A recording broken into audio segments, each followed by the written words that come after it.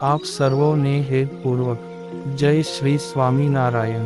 આજની સત્સંગ કથા વાર્તા નિજ મંદિર સાવરકુંડલા।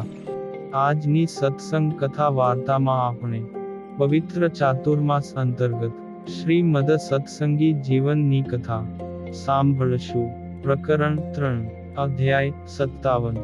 સુવ્રત મુનિ કહે છે કે, હે રાજન, પૂર્ણિમાના દિવસે નિત્યકર્મ સમાપ્ત કરીને શ્રી હરિ સ્વયં ઉચ્ચ સિંહાસન ઉપર વિરાજમાન થયા। તેમજ વિનયયુક્ત ભક્તજનો શ્રી હરિની સ્તુતિ કરવા લાગ્યા।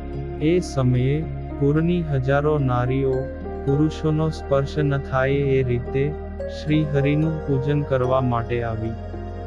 એમના અંતર ઉદાર ભાવનાથી રંગાયેલા હતા।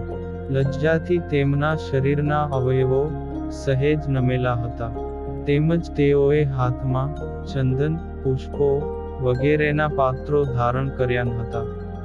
પ્રગટ પ્રભુ શ્રી હરિએ એમના અંતરનો ભક્તિભાવ જાણી તેઓને પોતાનું પૂજન કરવાની આજ્ઞા આપી। એ સમયે એમના અંતર આનંદથી ઉભરાવા લાગ્યા અને કાશ્મીરી કેસર મિશ્રિત સુગંધી ચંદન, ચોખા, અનેકવિધ પુષ્પોના હાર તેમજ આભૂષણોથી પ્રાણનાથ શ્રી હરિનું ગાઢ અનુરાગથી પૂજન કર્યું। એ પુરની સ્ત્રીઓએ અનેકવિધ સ્વાદિષ્ટ ફળોથી ભરેલા પાત્રો શ્રી હરિના ચરણમાં સમર્પિત કર્યા ને ભાવુક પ્રેમથી તેઓના નેત્રો અશ્રુઓથી રૂંધાયા। પછી શ્રી હરિને પ્રણામ કરી ત્યાંથી ધીરે રહીને વિદાયમાન થઈ। પૂર્ણિમાની તિથિ સ્ત્રીઓના પૂજનનો સત્કાર કરવામાં જ સંપૂર્ણ રીતે પસાર થઈ। તેથી રાત્રે માત્ર અલ્પ નિદ્રાનો જ શ્રી હરિએ સ્વીકાર કર્યો। દોઢ પ્રહર બાકી રહેતા સદૈવ જાગ્રત શ્રી હરિએ યોગ નિદ્રાનો ત્યાગ કર્યો ને જાગ્રત થઈ શ્રી હરિએ એ જ સમયે મુકુંદ બ્રહ્મચારી આદિક સેવકોને જગાડ્યા અને શ્રી બદરીપતિ ભગવાનની મહાપૂજા કરવા માટે બધી સામગ્રી ભેળી કરાવી। પછી શ્રી હરિએ સ્નાન કરીને તત્કાળ નિત્ય વિધિ સમાપ્ત કરી। વિધિમાં નિપુણ એવા બ્રાહ્મણોને આમંત્રણ આપ્યું। શ્રી નરનારાયણ દેવની સુવર્ણ પ્રતિમાનું પૂર્વની માફક જ પૂજન કર્યું। આહ્વાહન આદિક ષોડશોપચાર દ્રવ્યથી ભક્તિભાવપૂર્વક શ્રી નરનારાયણ ભગવાનની પૂજા કરીને શ્રી હરિએ તેમને વંદન કર્યા। ત્યારબાદ તત્કાળ નિર્માણ કરાવેલા તેમજ અનેક સ્તંભોથી શોભતા દિવ્ય સુમનોહર મંડપમાં સુવર્ણનો હિંડોળો બાંધ્યો। મણિઓની પંક્તિથી શોભતા એ સુવર્ણના હિંડોળામાં બદરીપતિ શ્રી નરનારાયણ ભગવાનને પધરાવીને શ્રી હરિએ પ્રણામ કરીને પૂજન કર્યું। કસ્તુરી કેસરયુક્ત કર્પૂર મિશ્રિત ચંદનથી શ્રી નારાયણ ભગવાનનું પ્રીતિપૂર્વક પૂજન કર્યું। તેમજ અનેકવિધ પુષ્પના હાર અર્પણ કર્યા તથા મહાનૈવેદ્ય અર્પણ કર્યું। તેમજ એક ઘડી પર્યંત તેમને ઝુલાવીને મહાઆરતી ઉતારી। પછી પ્રકાશમાન મોતીઓથી રચેલા કળશના મધ્યે કર્પૂરના દીપને સુવર્ણના પાત્રમાં શ્રી હરિએ સ્થાપન કર્યો। એ દીપપાત્રને હાથમાં ધારણ કરીને શ્રી નારાયણ ભગવાનની સન્મુખ ઊભા રહ્યા। વળી જાણે કે તેમનું ધ્યાન ધરી રહ્યા હોય તેમ મનુષ્ય ભાવનું અનુકરણ કરતા શ્રી હરિએ દીપપાત્રને ધીરે ધીરે ઊંચે નીચે ગોળાકાર ફેરવવા લાગ્યા ને પોતાના હસ્તકમળના વિલાસથી ભક્તજનોના હૃદયને આકર્ષણ ઉપજાવવા લાગ્યા। ભગવાન શ્રી હરિ જ્યારે આરતી ઉતારી રહ્યા હતા ત્યારે પૃથ્વી પર તેમજ સ્વર્ગમાં સર્વત્ર દુંદુભી વગેરે અનેક પ્રકારના વાજિંત્રો અતિશય વાગવા લાગ્યા। એ અવસરે વાજિંત્રનો ધ્વનિ સાંભળીને દેશાંતર નિવાસી ભક્તજનો આહ્નિક વિધિ સમાપ્ત કરીને ઉત્સાહપૂર્વક તત્કાળ ત્યાં આવ્યા અને સુગંધી ચંદન, અનેકવિધ પુષ્પો તેમજ અનેકવિધ પૂજાના દ્રવ્યોને પાત્રોમાં ભર્યા. અનેક પ્રકારની ભેટો પણ પાત્રમાં ભરીને પોતપોતાના ગામના મનુષ્યો પરસ્પર સાથે મળીને અલગ અલગ એ પાત્રોને ગ્રહણ કર્યા.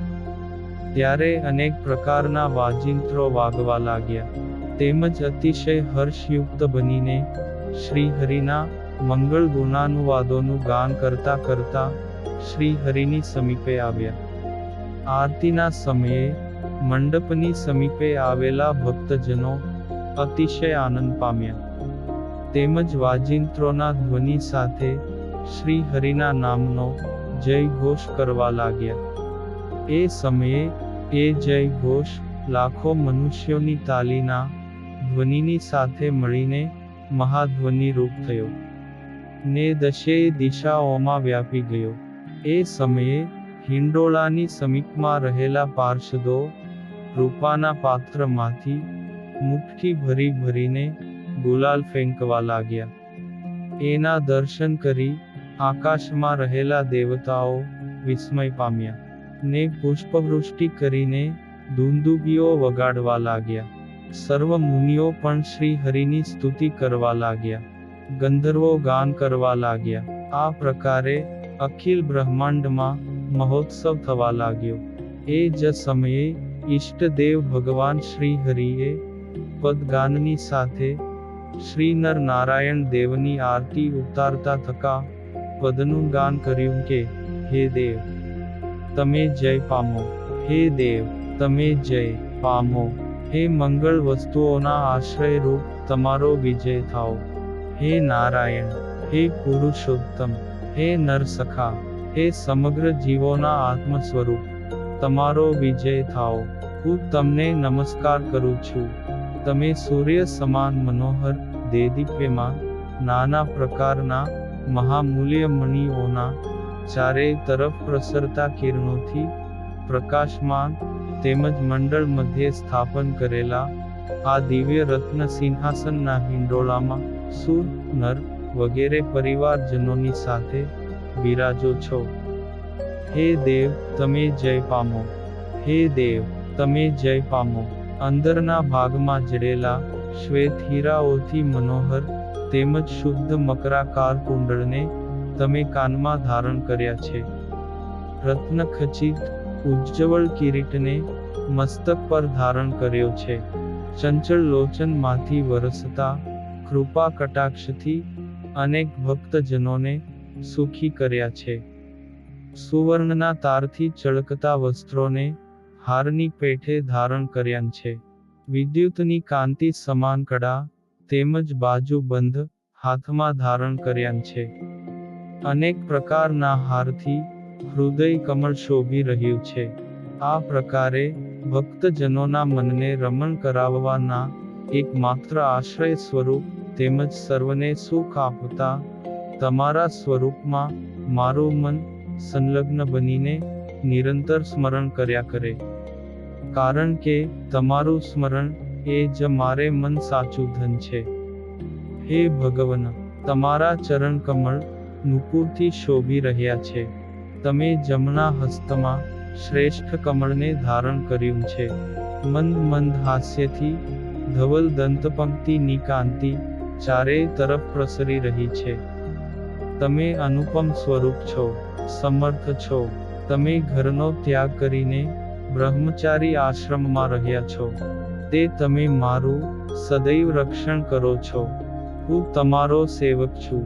તેવા તમારા સ્વરૂપનું હું મારા હૃદયમાં ધ્યાન કરું છું.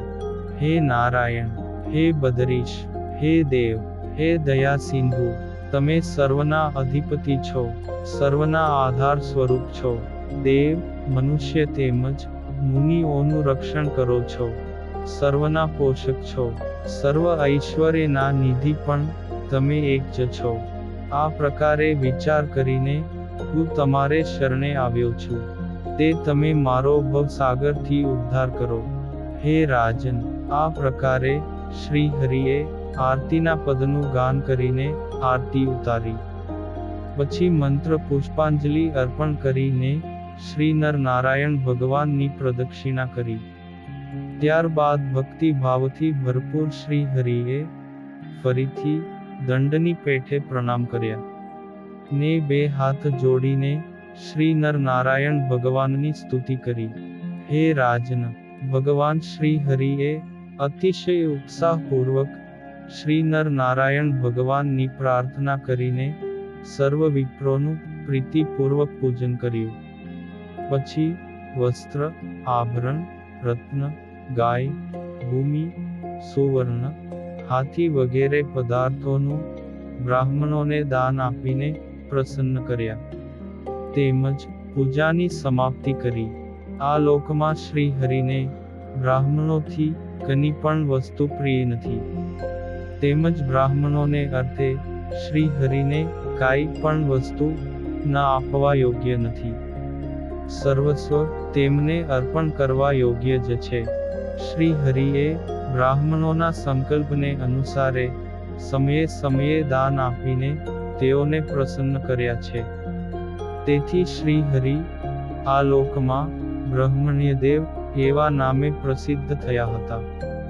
ઇતિ શ્રીમદ સત્સંગી જીવને નારાયણ ચરિત્રે ધર્મશાસ્ત્રે તૃતીય પ્રકરણે વડતાલમાં પુષ્પદોલોત્સવ પ્રસંગે શ્રી નર નારાયણ દેવને હિંડોળામાં પધરાવી પૂજન વિધિના નિરૂપણ નામે 57મો અધ્યાય સંપૂર્ણ.